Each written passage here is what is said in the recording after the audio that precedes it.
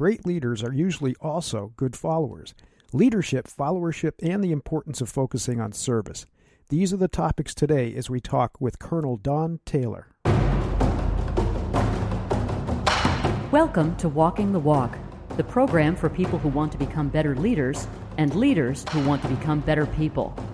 Start walking the walk with your host, renowned leadership speaker and author of The Sensei Leader, Jim Bouchard. Colonel Don Taylor's lived a life of service. He understands leadership, followership, and service from both sides, having served as an officer and, of course, as a dedicated airman charged with following orders from command. Throughout, he's maintained a central theme of compassion and courage in leadership. Don's currently the Director for Integration at the Southwestern Health Resources in Dallas, Texas. And before this, he served with the VA and held many leadership positions in the community, private industry, as well as in the United States Air Force, including service as the commander of the Air Force Theater Hospital at Balad Air Base in Iraq. Colonel Taylor is also the author of The Quiet Heroes, Timeless Reflections of an American Airman. Colonel Taylor, thanks a lot for being with us this morning. I know we all had to get up. Well, you get up early anyway, right? Oh, I do. Old habits? I do. There you go. Listen, the pressing question really, because your main topic being followership, how do leaders learn how to follow? Leaders, it's really kind of an interesting dilemma. If you really embrace the concepts of leadership, in my mind, you have to know that you always are following something. You're in leadership, and it goes back to the servant leadership concept. You're serving something greater than yourself. You're serving a cause. You're serving an individual, or you're serving a purpose, or an organization, or a greater. It's really kind of. It's hard for me to verbalize entirely because it's just the way you live. I have always in every way more people lived, actually, right? I mean, well, that's one of the things that I face it constantly when we're doing workshops and seminars. The best leaders that I've ever met were really great followers too. But sometimes it's hard to convince people. You got to step back. You got to. Was it Robert E. Kelly? I think Professor Kelly said that leadership and followership really aren't positions, but they're roles, and a good leader is able to switch quickly. Is that something you'd agree with? Oh, absolutely. Leadership to me is far beyond a title or a position, and I deal with that actually in my daily routine now of leaders who have been promoted into positions and titles and confuse their new responsibilities associated with that title. And sometimes they'll prepared for that. So we do a lot of coaching here and there. I'm finding followership. You're right. It's inherent. I mean, if you're not, no one's following you, you're not leading anything. And I think people have to choose to follow you because I believe some of the characteristics of followership should be inherent characteristics of great leadership. And those two must go hand in hand, but yet they're kind of lost. No, the followers feel slighted.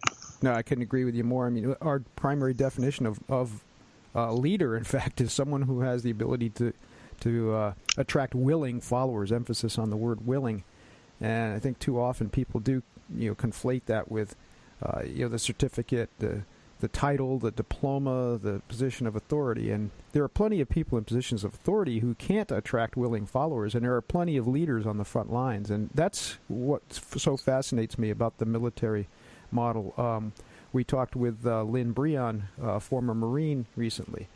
Same thing. My friend Steve Wallace, a Marine, and other folks that we've talked about that had the military background. Colonel Snuffy Smith. You're the Colonel, Admiral Snuffy Smith. Yeah. All the same theme, that they want people, everybody, right down to the line cook, to be able to step up and be a leader. How do you guys create that atmosphere in the military? Well, you're actually taught from day one.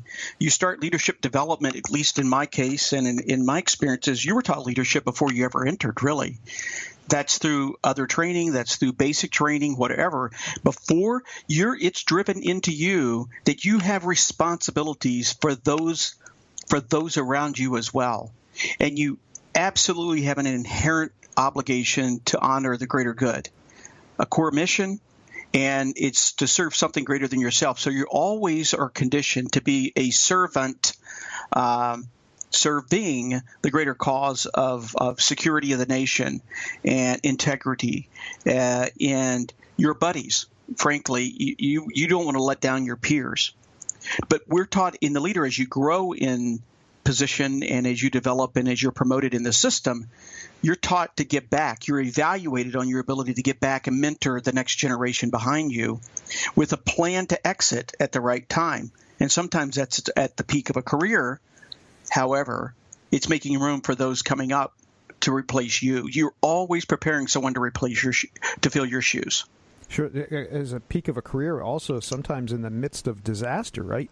And I think that's a template that business people could really learn from, because so often, and in workshops, people are pretty honest about it when I ask them, why aren't you training, why aren't you mentoring that next person in line? And if they're honest, they'll say, well, I don't want to train someone to take my job. But how can we move up, right, as leaders? How can we move up or move sideways and expand how we're applying our talents, our abilities, our capacity to get things done if we're not training that next person? And when the proverbial poop hits the fan, boy, you want that person to be able to step in, right? You do, and I'm observing in industry now, particularly in my experience with the VA, that there's such a lack of an abundance mentality in leadership in the VA. It's control. I don't want anybody around me who could threaten my position or my authorities.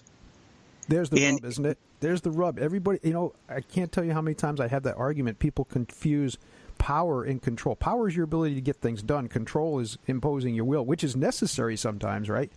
But it's not really the foundation of leadership, is it?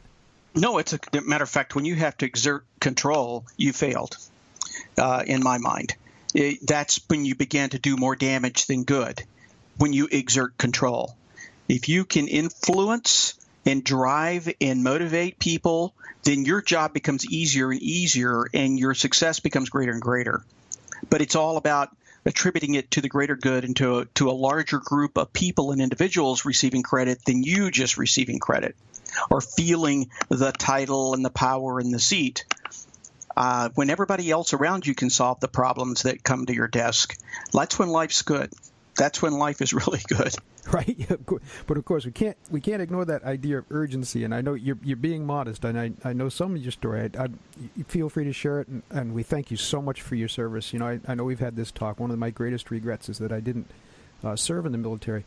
But you were under extreme conditions in Iraq, under combat conditions. There are times, and again, I think this is an imprint that people in business can take. There are times when when the shots are being fired, when you have to go to that command and control type of operation. But if I hear you right, and I'd like you to expand on this, that's not really what you're talking about. That's not control in the sense that we might think about it as lay people, right? That's when everybody's falling into these roles. That's am I getting this anywhere? You explain it better than I do. Go ahead. Yeah, absolutely. Because over there is it's not like I have time to develop or wait for someone to learn. Mm-hmm. Over there is a sense of urgency, because if not urgent, then there are lives at risk. So there were times when I had to inject myself in a little bit more an authoritarian way than I would have in any other setting. And sometimes with people pretty well qualified. I was the only, for the Air Force, I was the only non-physician to ever command a trauma hospital in Iraq. And I had 22 surgical subspecialties. Some of these were world-renowned trauma surgeons. And sometimes getting let's just say, directive with them becomes very problematic. Yeah, they got all the diplomas we're talking about. Absolutely. But my job was to support them. Right. And they knew it when they were doing what I considered their art, when they were practicing their art during the middle of Moscow. They knew I was the guy outside making sure they had cold Gatorade, or I was mopping the ER floor. Mm-hmm. If that was what needed to be done at that time. And everybody who had other skills were doing their job. My job at that moment as their leader was to prepare them to do their job. And I did that by cleaning floors, by moving supplies, by helping them prepare to do what they do well.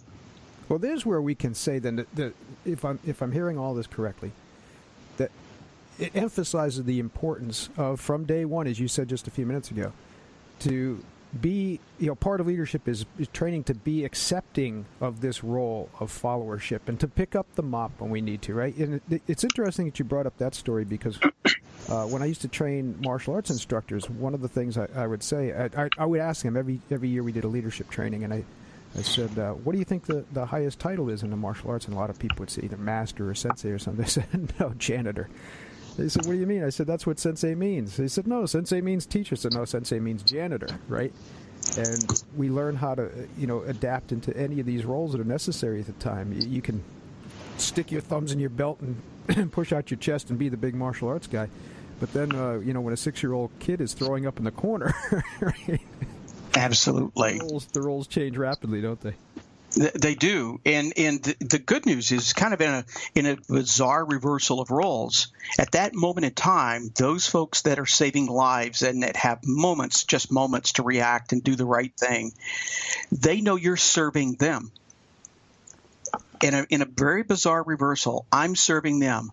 I am serving to make sure they are prepared to do the next thing. I am orchestrating support across the spectrum. They're on top of the pyramid at that moment, and they know that. And I frankly want them to feel that. They should lack for nothing to do what they need to do. Well, you also, right. Go ahead. No. At those periods of time. Yeah. And I think that was essential. They also knew I was the guy keeping the media off their back. I was the guy keeping the camera out of their face. I was the guy protecting their privacy and identity. And I was the guy also trying to make sure there were no bombs or grenades or handguns strapped to the guys they were bringing in. No, that makes so much sense. The idea, though, again, getting back to this idea of service, of followership, it relies heavily, and I'm cheating a little for folks that are listening because I know Don, but it has to be based on the purest definition of compassion and empathy, right? To really have a sense of what that other person is going through and to really walk some miles in their shoes. You told a story, I think the first time we met face-to-face, about a young woman who had a disciplinary issue, and that story stuck with me. It fascinated me so much. And I think it really, really brings home everything you're talking about. Do you mind sharing that? No, I would be glad to, because it was one of the more. It shares actually to me. It encompasses. It really says what leadership is about. And when you have ultimate authority over someone's life, and you essentially do as a commander in the military. I had a young lady who had. Let me just say, I'd always set the stage in my command. Whenever I would arrive, I set the stage with kind of in the early days going, I love you all. My job is to make you all better than you thought you could be. I want you to press the edge. I want you to make mistakes. But if you commit a crime, it's done. I am a predictable outcome to your poor choices. It's not personal, just the way it is. And then I said, and then there are certain violations of policy or violations of what I call respect that are going to come to my desk. You get caught drinking, I'm yours. You get caught with drugs, I'm yours. You get caught sexual harassment or racial discrimination, I'm yours. I just won't tolerate knuckleheads. And I said, you all know the rules. And I love you all, and you're never going to see the bad side if you stay clean on these things. But if you cross the line, you're going to see a different me, and that'll be a rare moment. You'll see that. Well, everybody kind of knew what the rules were, and I said it right at the beginning. That was a huge demotivator, by the way, for a lot of folks. I imagine. Had a young lady who said, gosh, she reported that she had her purse stolen. Well, we go a little bit deeper into it and find out that the purse was stolen while she was passed out drunk on a strange guy's couch in an apartment at an address she didn't know where she was. And she was also underage drinker, which just crossed so many lines, but the violation was underage drinking. So I said, okay, so we know what has to happen. So I had her leadership as stood. She had to report to me, and everybody between her and myself had to stand in full service dress at attention and watch as I gave her punishment, which was a verbal, it's really an administrative action. She reports, she's standing there. Sadly, she appears just like my youngest daughter. She's crying and sniffling, trying to stand at attention, and I'm very direct about the risk to her, the violation of integrity, how she's hurt her peer group, and all of the things you would typically do, just to get her attention. At this moment, though, it was all about her choices in violating policy and law. So I dismiss her. She leaves. Then I grab her, the master sergeant, who is actually the first shirt. He's in charge of the guy that's kind of disciplined and helps me with that. I said, tomorrow, bring her back, normal uniforms, just you and she come back to my office. So the next day, she arrived. She was scared again. She was afraid this was a follow-up. It was not. I stepped out from my desk. We sat down on the couch, and we talked. And this was the father-daughter talk. It was about what can we do to make sure this doesn't happen again, and what safety valves do you have in your life to keep you from making poor choices? And maybe the point, do you understand even how you got here? So after a short time, she said, well, what do you want me to do? And I said, I want you to look me in the eye and tell me you will never do it again. And she goes, you're kidding, right? And I said, nope, I'm not kidding. It took her over 10 minutes to do that. Finally, she did. She walked out. Didn't know how she felt at the time. And then my typical leadership style, I would wander through her work section, every few weeks, and just see how it's going. And as I would walk into the space, she'd run over to me, look me in the eye, and go, I'm still good. I'm still good. Well, when I left command, as I handed the guidon over to my replacement, I walked away, walking to my car. This is kind of our tradition. You're ready to go when the ceremony takes place. You hand the guidon over. You literally walk away, get in the car, and drive away and never come back. Mm-hmm. You're done. That's another part of leadership that I like about the military. Is you're always preparing your replacement. And so when I did, she ran over to me, grabbed me, hugged me, and she goes, I'm still good. There it is. That's paid. And that's worth it all to me. Mm-hmm. That's worth it all. She you never know where those take you. To this day, I'm still not sure where she is, but I'll get a note or an email every once in a while from various people over my career that go, you did something for me way back when. They just kind of changed the direction of my life. And sometimes you just have to go with your gut, and that's what leadership tells me is you go with your gut. No, absolutely. And I think too many people in positions of authority are looking for the payday. I mean, it's nice when we get those, but more often we don't know. We don't know what our leadership has done to influence somebody. And like you said, maybe 10, 20, 30 years later, you run into somebody and you realize that you really made a difference. But you can't count on that, can you? It's not something you should be looking for. Leadership is not about instant gratification, is it? No, it's not. No, it's really not. It's you walking away sometimes not feeling that you made a difference at all. Right. And you're finding years later that you influenced so many and had no clue at the moment, nor did they. Mm-hmm. That's the other part. They didn't know it either at the moment. They didn't know it at that time. Now I do and now I go into the private side, or I go into what I call the commercial side of healthcare.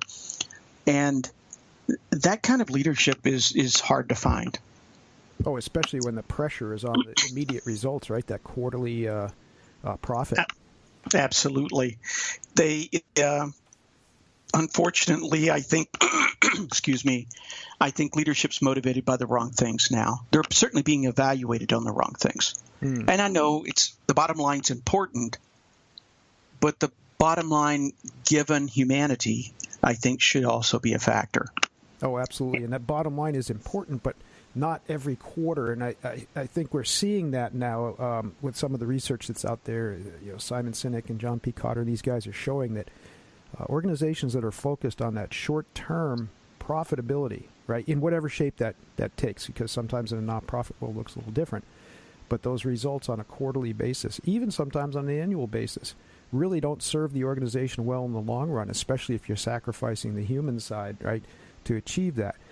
Organizations that are focused on the long term will accept the ups and downs, won't they? And that's why, there's iconic stories about companies that refuse to lay anybody off when times get tough. They somehow reorganize and pull together because they know that'll pay dividends over the long haul. Right. I think this short-term focus is very damaging, but it's sort of our just-in-time world. It's a little bit of our instant gratification process. It's part of I want success on my watch. And there's really no corporate patience, as I see it, for people to develop or to grow. And sometimes they grow and develop the wrong people who have achieved in a very short term what the company values, which may be the bottom line, aren't necessarily the very leaders that they need to take them over the long term, because that climb has created damage en route. And I think, and I'll go back and I'm going to reflect on the VA. I think that's where the VA is today in a lot of ways. They have promoted people who have achieved very short-term, very shallow goals. What I call the billboards look okay in the past, but the substance behind them was really damaging, and maybe not serving who they were supposed to serve. The entire, the VA itself, somebody asked me a long time ago when I first joined what my observations were. And I said, well, I see an organization where a lot of what I call bureaucrats serve themselves using veterans. Oh, right. And I sense that is the case for a number of leaders. There's some great ones in there, but I will tell you, they're laying low right now and not and not wanting any attention. No, well, it's hard, right? Especially with the pitchfork and torch brigade out all the time, because I think that's the flip side of what you're saying. While we're having a difficult period developing, authentic leaders, there are also some very remarkable leaders who, because they didn't produce results or because something happened on their watch, were quick to call for the resignation or chop their heads. And I think especially in public service these days, those calls are so loud, they get amplified through social media and our 24/7 news media. It's very difficult to resist that. So we're losing some very, very good leaders, right? Because we're exposing their every flaw. And, of course, the best leaders are going to expose the flaws themselves. They're going to say, hey, look, times are tough. This is what it is. We're going to pull together and get through it. But instead, we're putting their head on the chopping block. Absolutely. And leadership is about discovering the core problems. And sometimes those do have to bubble up. And you don't want to hide those. You want to have those used, not to indict any previous leader or indict a system or indict individuals, but to frankly repair and heal the organization. Oh, I couldn't agree more. How do you correct a problem if you're terrified of exposing it? Absolutely. And right now there is a massive, matter of fact, it's just sort of us as a nation right now is you're afraid to expose anything wrong because it can get out of control too quick with this kind of Twitter type consumption of information. Right. No, absolutely, and there's this public expectation of perfection, which is well, that's the whole. That's a kind way to say it, I suppose. Well, that's the entire problem right now. I think in serving veterans is that the expectations are impossible. The VA will never be able to meet the expectations that have been established by the media and by Congress or by veterans, based upon the last few years of exposing. I don't know of a health system in the world that promises that every healthcare appointment, no matter the specialty, will be provided within 30 days. No system in the world can do it. No, and it goes so far beyond that. I mean, there's this public. We see that's in healthcare in general these days, don't we? There's a public expectation that somehow a force greater than ourselves, fill it in the VA or the federal government, is going to prevent us from being unhealthy. And there's things that happen to us along the way. I mean, there's no way we can assure perfect health. No. No, and a lot of times people's health is nothing more than an accumulation of their own choices. Sure. And I can attest to that. Well, but the point is, people will refuse to be held accountable for that. Right. And so and particularly with veterans, I do believe that there is a need to serve veterans, and there is a need to serve them for the conditions by which the military exposed them or used them. However, I also believe there is a collaboration in health between a patient and a provider and a system that have to be brought in balance. Right. Well, again, now we're talking about, in general, people accepting that role of followership and service even to oneself. I think that's a huge topic that gets lost sometimes, and you're hitting it right on the head in this particular area because I can be my own best servant as far as taking care of myself. And if I'm not willing to do that, if I'm just going to abdicate that responsibility, well, then there's a real problem. But have we really lost this focus on service, or have we if we just become the me generation? I know you're trying to change it. I know I'm trying to change it. How are you trying to change it? Because I don't believe that you accept that. Right? I don't think we've lost our focus on service, but we have to do some work to restore it to its full potential, right? Well, part of it, and it's hard for me to do, and this is where I'm going to bring my my sweet wife into play. She has no problem holding people accountable for a lack of service. Mm-hmm. That's what she has no problem with. I do. I'm not a confrontational kind of guy. Strangely enough, you'd think I would relish that. I don't. And when people lack an attention to service, when their role is service, I'm not one to point that out right away. Right. And I think we all have to hold each other accountable to be delivering the level of service, not necessarily that they expect, but what we've promised. Mm-hmm, mm-hmm. And we represent an organization, about a system, about a level of service that is, you're part of the culture. The culture promises this. As a consumer, we expect that. When your individuals aren't delivering on your corporate promise, they have to be held accountable. Mm-hmm. And we need to keep doing that, because we have, and it's also not, and this gets much deeper into a whole generation of a younger generation now that doesn't follow anything. Mm. They haven't been taught to follow. They haven't been taught to be subordinate at moments in their life. They haven't been taught to be patient with development. They haven't been taught. They've been taught instant gratification. Yeah, and that I can be in charge of the world. Art, isn't it? And that's it is. Yeah, we should make the plug when you talk about your lovely wife. Of course, that's Judy Hoberman, Selling in a Skirt, and she was a guest on the show. She'll be a frequent guest on the show as well. And no, you're absolutely right. Her focus is on helping people understand the importance of service in sales and in customer service as well, and in other areas of leadership too. So. Make sure you check out her work. And before we wrap things up, and I know we're going to do more calls because we've got a lot of things to dig into in detail. But I want to make sure you have a chance to talk about your book, The Quiet Heroes, Timeless Reflections of an American Airman. And, as you were telling the story, obviously this is somebody who influenced you greatly, right? It was. He was the father of a great friend of my wife's. And she was visiting, and she said, we were talking, we were just notionally talking about my time in Iraq. And she goes, my father served in World War II, but he never spoke about it. She goes, would you mind talking to him? And I said, sure. So flew to Florida, and I spent 2 days with Itch, nickname Itch, just asking him to tell me about his experience, and I recorded it. And what I discovered was a young kid in 1944 who hadn't left his little town of New Haven, Connecticut, frankly, his whole life, had a sense of service, and wanted to do something great for the world.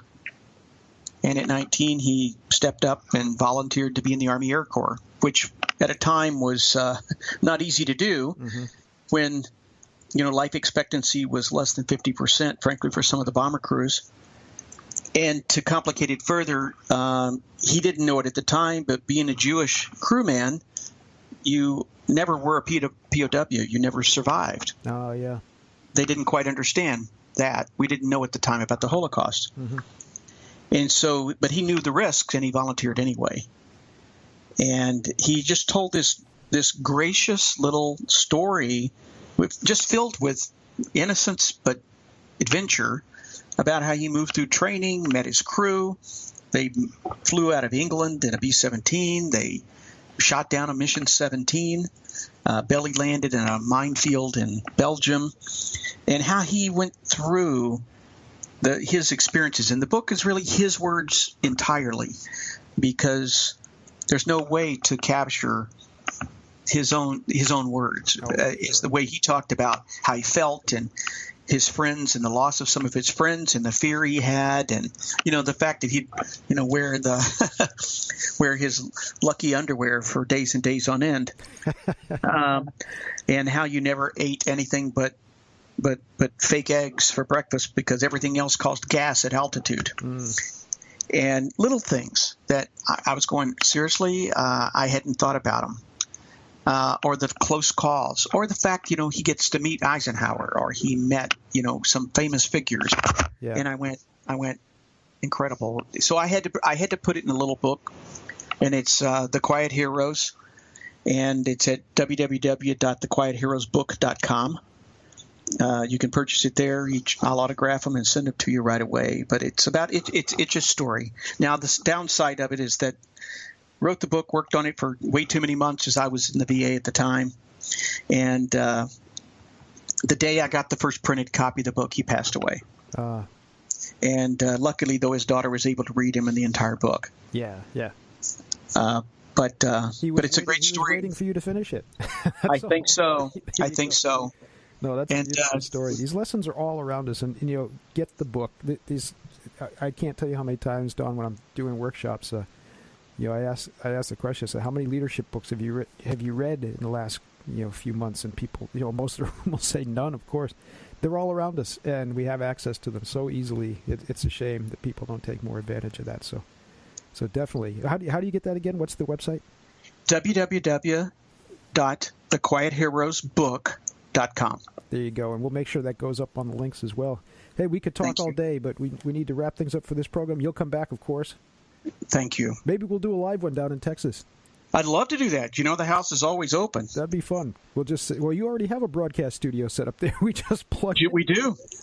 We do. It's easy to set it up here. We can do it, and we'll grill some, and I'll smoke some ribs at the same time. I know that big green egg. I see that every time. It's a religion. I love it. Colonel Don Taylor, thank you so much. Thank you, Jim. Take care. Thanks for listening to Walking the Walk. Please share this episode. We encourage you to download and share the program with both experienced and aspiring leaders in your network. We also encourage you to suggest guests for future episodes. Complete information at walkingthewalkpodcast.com. Jim Bouchard is in high demand, presenting keynotes and workshops for conference, corporate, and community audiences all over the world. To book Jim for your next event, meeting, or retreat, visit thatblackbeltguy.com or call Alexandra Armstrong at 207-751-4317.